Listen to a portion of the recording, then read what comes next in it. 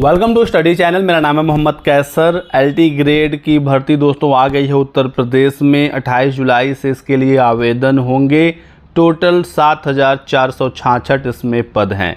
राजकीय विद्यालय में ये अभ्यर्थी नियुक्त होंगे सहायक अध्यापक के पद पर। कक्षा 9-10 के ये शिक्षक होते हैं। 4600 पे ग्रेड की नौकरी है। योग्यता दोस्तों इसमें सामान्यतः होता है ग्रेजुएशन प्लस बीएड, लेकिन कुछ ऐसे विषय भी हैं जहां पर बिना बीएड के भी आप आवेदन कर सकते हैं।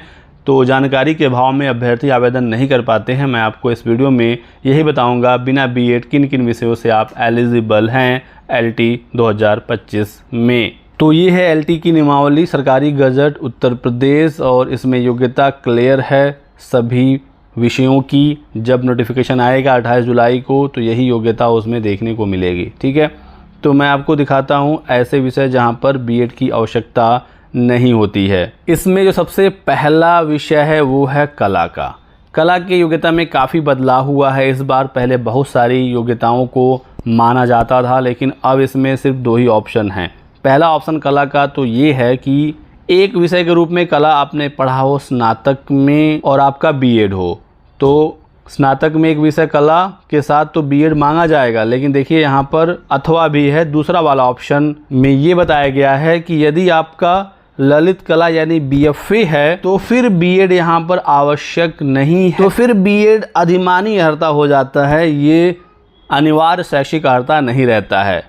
बीएड है तो आपको इसका फ़ायदा मिल जाएगा। यदि मान लीजिए 2 छात्रों का मार्क्स बिल्कुल सेम हो गया, एक ने ललित कला सिर्फ किया है, एक ने ललित कला के साथ बीएड भी किया है, तो बीएड वाले को प्रेफरेंस मिलेगा, उसको नौकरी मिलेगी।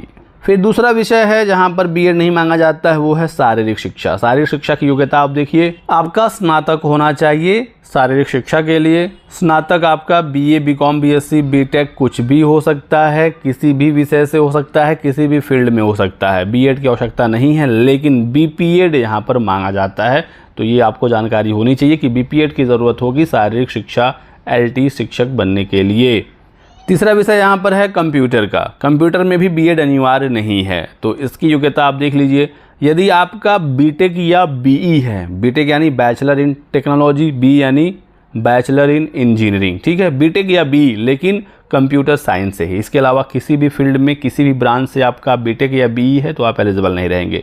यदि आपका कंप्यूटर साइंस से बीटेक है, आप सीधे सीधे कंप्यूटर एलटी के लिए आवेदन कर सकते हैं बिना बीएड के।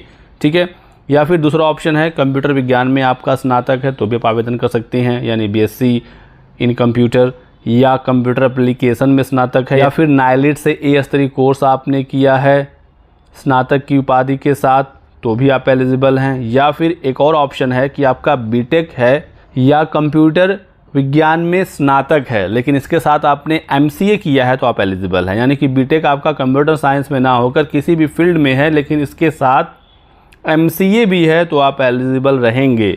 और देखिए यहाँ पर बताया गया है कि बीएड अधिमानी अर्हता है, अनिवार्य शैक्षिक अर्हता नहीं है कंप्यूटर शिक्षक के लिए। ये दोस्तों कुछ जानकारी थी। बाकी विषयों योग्यता में ग्रेजुएशन, कुछ विषयों में सब्जेक्ट कॉम्बिनेशन भी मांगा जाता है, जैसे सामाजिक विज्ञान हुआ या साइंस हुआ।